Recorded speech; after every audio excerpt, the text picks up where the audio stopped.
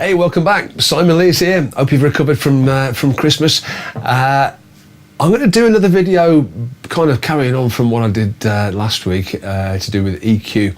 And last week I covered on mainly the low-mid frequency of around about 630 hertz and how that can be useful to your guitar sound. If you haven't watched that video yet, I'm not going to go over the what is frequency and all that sort of stuff again. So have a butcher's at that, have a look at that, and when you have, come back and have a look at this one. This one I'm going to focus on a couple of things. There's high cut and low cut filters, or high pass and low pass and high pass filters as they're called. Gets a bit confusing, but I'll talk about that. And also I want to talk about an upper mid frequency, which is kind of useful if you want to sharpen things up a little bit. So we'll get stuck in. I'm just going to record a little bit of a tune, and then we'll have a play around with the sound and see what we can do to it.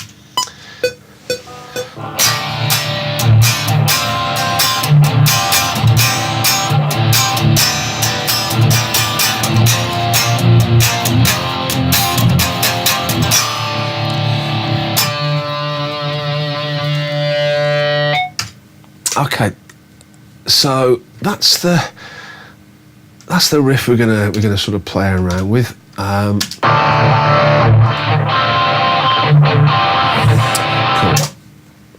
So what I'm playing back there is the let's just.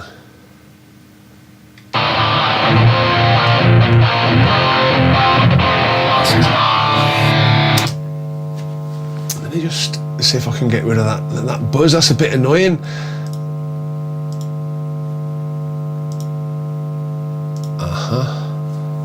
Well, that's one way I can definitely get rid of it. So cool. Okay. let's make a start. So that is pretty much my standard rhythm sound, and I can kind of show you what's going on there. Now on the screen, this is the effects chain. This is like all the virtual effects pedals that I've got connected together to make up my guitar sound. And the ones that are lit up red are the ones that I'm actually using. So there's an overdrive, there's a preamp, which is kind of simulating a Roland Jazz Chorus amp. There's a noise gate, and there's the EQ, and that's all I've got on there. It's a very dry sound, as you can tell. I mean, I can make it sound a little bit more interesting just by putting a bit of little bit delay on there. Let's just try that.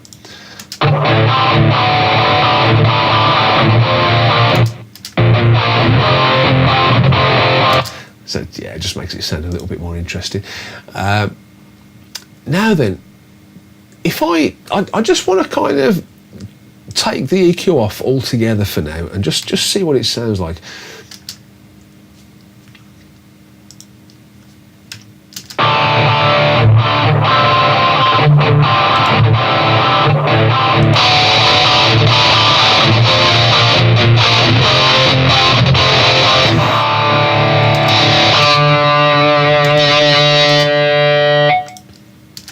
Now, I often hear people telling me that they don't want to use multi-effects processors because they sound too digital.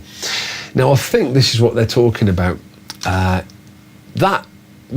I take the EQ off, the sound becomes really harsh, and it's just not very very nice to listen to. Now, let's just have a look at the preamp that the overdrive that I'm using there. It's a Boss Metal Zone. Now I think this is the best distortion pedal that you can get, but it's still kind of limited in terms of shaping the sound, and that's why I still like to have a separate EQ.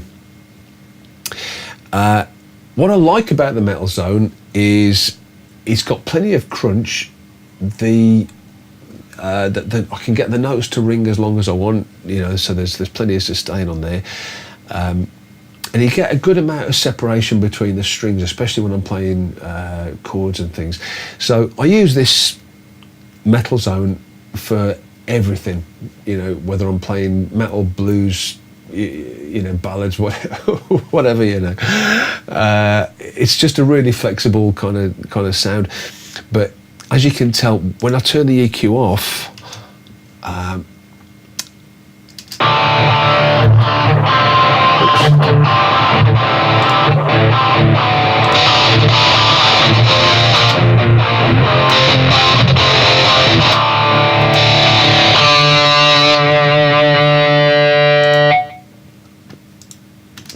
it just becomes really harsh and really kind of brittle sounding. So what is the EQ doing then? How is the EQ making that sound better? I'm glad you asked. So let's see what we've got on there. Now I've taken a little bit of the low gain. That is like the bass control on your amp, on your guitar amp, or the low tone. Just taking a little bit of that off.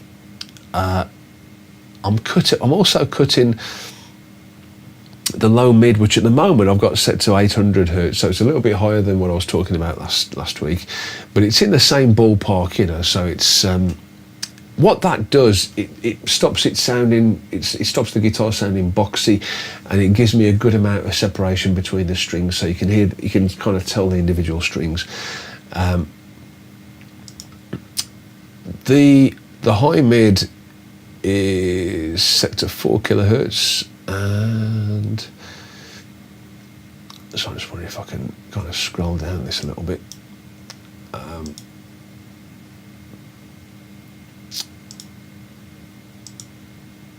That's right. So the high gain, I'm taking a little bit off the high gain. So as I mentioned last week, a cut of 6 dB, or if you minus 6 dB, has the effect of halving the volume of whatever that is. So I'm basically halving the volume of the very, very high frequencies. That's like the treble control on your amp, that is the high gain. So at the moment, you can summarise, I'm taking a bit of the bass off, I'm taking a bit more of the treble off, I'm taking some of the low mids off, and the high mid gain I'm not touching. I'm leaving that as it is. So that's on 0. Okay, so it seems mainly I'm kind of taking things away. What's kind of really effective about this EQ, and you don't get it on all kinds of EQ pedals, this one has got a low cut and a high cut. And the idea with low cut and high cut is that you set the frequency that you want. You want to get rid of all the frequencies below or above whichever you set it to. So the low cut is set to 160 hertz. So theoretically, it's getting rid of all the frequencies below 160 hertz. It doesn't, to be fair, because if it did that, you wouldn't hear the open A string or the open E string. But what it is, it sort of gradually reduces all the frequencies below 160 hertz. So by the time you get down to 50 hertz or whatever, it's probably eliminated all the frequencies around there and below. The reason I do that is because when I'm playing, say with this Boss Metal Zone distortion, it's a very powerful distortion, and it can exaggerate bass frequencies. That's why I took the low gain minus 4 dB on there, but also it's a belt and braces, I guess. It's just to make sure I'm using the low cut to gradually reduce all the frequencies below 160 hertz, so that when I do palm muting, you don't get this big, where the speaker sort of jumps out at you, because it's unnecessary. There's it doesn't add anything to the sound, and at the same time, it takes a lot of power from your amp. So your amp will be working really hard to produce things that you don't really want it to produce in the first place, Okay, so if you look at the high cut, now that's set at 2 kilohertz. That's really drastic. I mean, the highest you can set it to is, well, let's have a look. Well, the highest you can set it to is flat, so that there's no cut whatsoever. But as you start bringing it down, 12.5 kilohertz, you know, you can cut all the frequencies above that point. You know, so to be cutting all the frequencies above 2 kilohertz, you'd think is pretty drastic. Now, there aren't any notes on the guitar that go up to 2 kilohertz, but what I mentioned last week, when you play a note on the guitar, what the sound is a combination of the note itself and higher harmonics that are sort of connected to that note, and it's those high harmonics that can make things sound really harsh, or at the same, if you take those away, it can make it sound really flat as well. As with the low cut, it doesn't literally chop all the frequencies off above 2 kilohertz. It's like a gradual sort of roll off, you know. But if I play that track back again, and then if I just loop it a little bit earlier, and just have a mess around with those two settings, just so you can hear what it actually sounds like, what it's doing.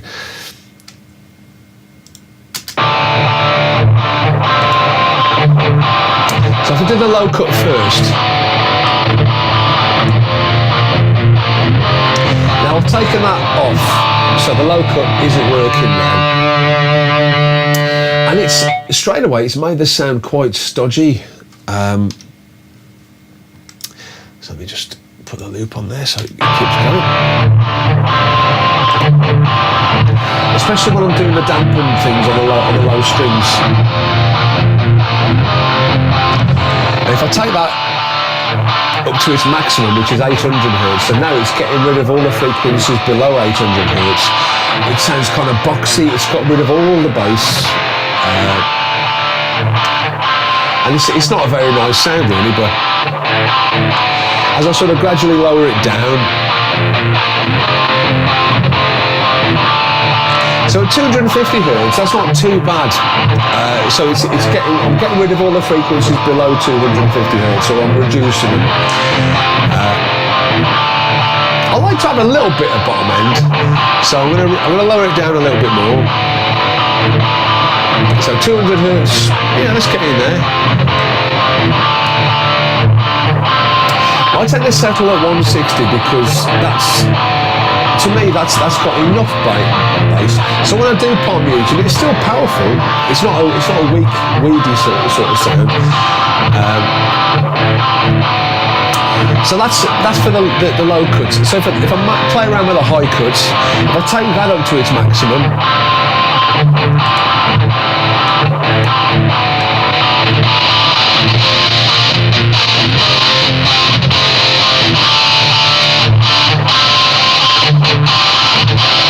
and I'll drop it back down again.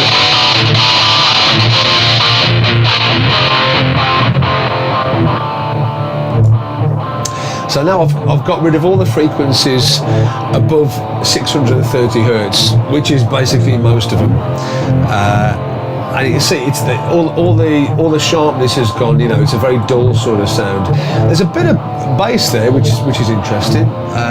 It's not overpowering because I've still got the low cuts set to 160, so it's controlled. But that's no good. You know, I need more treble than that, basically. So I set it to 1 kilohertz. It's clearer, but it's still kind of boxy sounding. It needs that sharp polish sound, you know. So if I carry on raising it,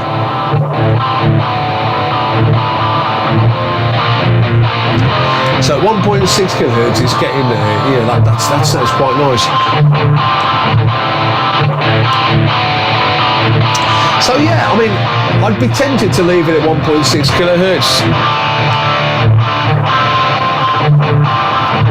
But then after you get used to hearing the 2 kilohertz, you think, oh no, that's a bit disappointing. But yeah, I'm going to leave it at 2 kilohertz for now. But you see what I mean? Those two controls, or filters as they're called, I said there's low cut and high cut. The low cut is sometimes known as a high pass filter, and the high cut is sometimes known as a low pass filter. Basically, the high pass filter allows frequencies above what you set it to pass, if you like, and the low pass filter allows frequencies below the setting that you set it to pass through. But it's a bit confusing. It's easier to sort of think of low cut and high cut. You know, it makes a bit more sense. So when I took the high cuts up to the maximum, I'll do it again.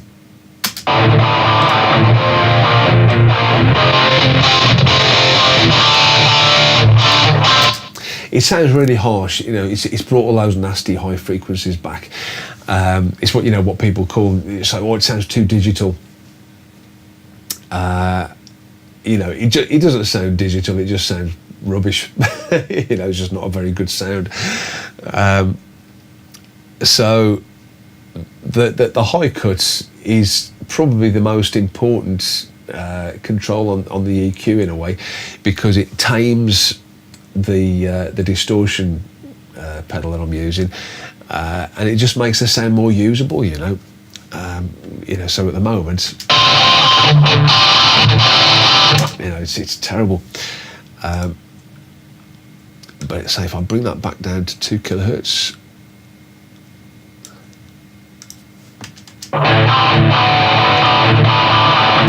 now it's interesting hearing the 2 kilohertz now after we've heard it when it hasn't been on at all. Now the 2 kilohertz sounds a little bit dull in comparison, because your ears get used to things really quickly.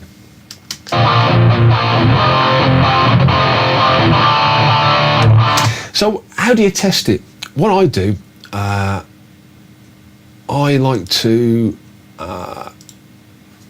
try things like harmonics, things that require a certain amount of treble. So I'll just plug this back in again.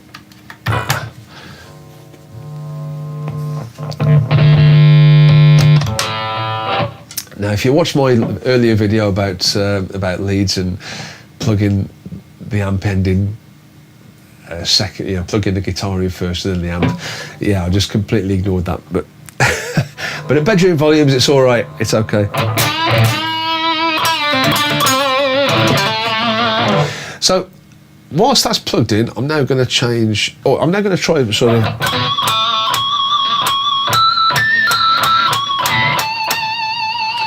Those are the pinched harmonics, those are the high harmonics. And they sound fine. Now if I take that down a bit more,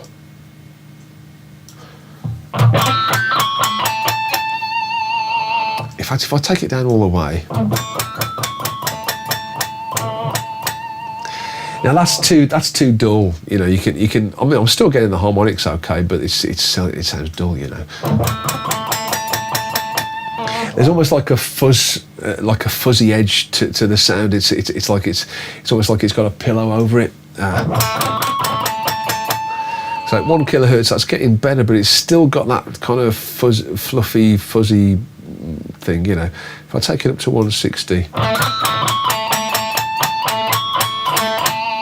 I'm starting to get a little bit of what you class as tone, where you can actually hear the string kind of ringing. But I'm going to take it back to 2 kilohertz because that's what I like. So at that point, there's none of the sort of fuzzy. It doesn't sound as though it's been dampened, you know. So.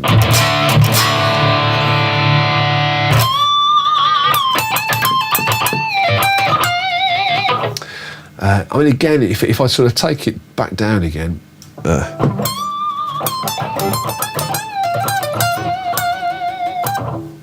You know, I'm just taking that down to 800 hertz. It sounds distant, it sounds far away. So I know that's no good. You know, if I take it back up to 1.25 kilohertz, that's not too bad, you know. It's smooth, you know, it's a smooth sound, but it's still not very clear. So I'll take it back to 2 kilohertz. And to me, that sounds absolutely fine. You know, it's not lacking in any department. So that's. Oh yeah, there's one more thing I was going to mention. Now, for me, that overall sound is pretty balanced, I think. You know, so it's not too bad. But if I wanted it to be sharper, now bear in mind I've got these filters set. There is a frequency that I kind of like, which is 3.15 kilohertz. Now, if I set the high mid frequency to that, and then I'll have a look at tweaking it a little bit. So to make the sound sharper, I need to increase the high mid gain.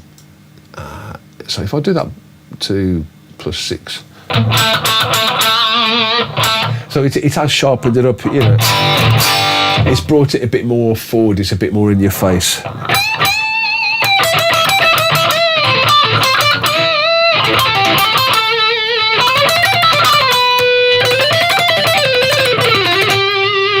You know, on the neck pickup, it sounds quite nice. It is a little bit over the top, but just to sort of show you, if I take it the other way, so bear in mind, this is the frequency I use to make things sound sharper. So if I cut it, it's going to make things quite dull, and you'll see what I mean.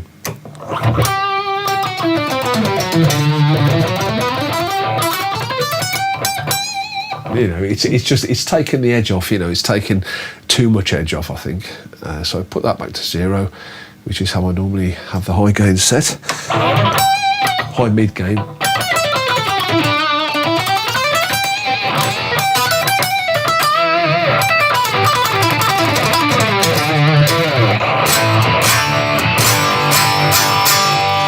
Yeah, you could argue I might be able to use a couple of dB extra on that.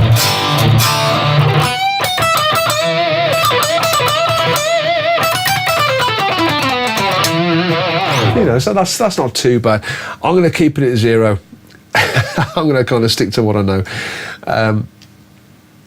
But yeah, so that 3.15 kilohertz, I use that on the EQ section on Cubase. I know that works. If something's either too sharp or not sharp enough, that frequency is really useful.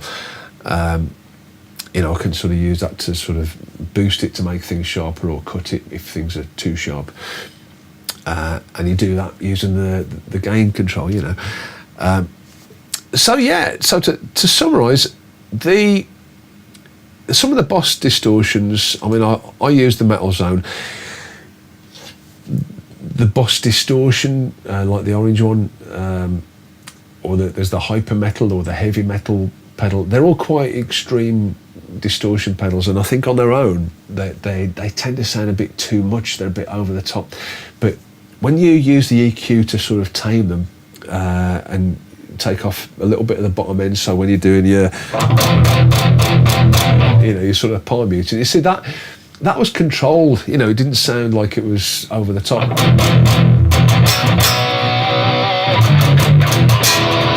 You know, it's nice. You could tell it was palm muted. You could tell it had a bit of oomph, you know, but it wasn't overpowering. You know, it wasn't taking all the power from the amp. And I say with most of these distortion pedals, not so much with overdrive pads, but certainly with distortion pedals, you do need to take the treble and the high frequencies down a bit, you know, because they always seem to make them a bit over the top. So, you know, by using the high cut, if you've got one, or if you haven't got one, just use the treble on your amp. You know, keep that down, and you might find that'll do the job. You know, you have to work out if you're just using a clean channel on your guitar amp. You've got to make sure that the clean channel works for you as a clean channel, and then your distortion pedal has to kind of work around that in a way. But yeah, you can use the knobs on your amp, and the treble is one thing to be really wary of, because most guitar amps tend to have too much treble. So yeah. So as far as EQ goes, if you watch the video I put together last week, combined with this one, it'll tell you, I think, most of what you need to know about EQ. As always, thanks for watching, and I hope you can join me next year. I'll see you right about the middle of January. Cheers.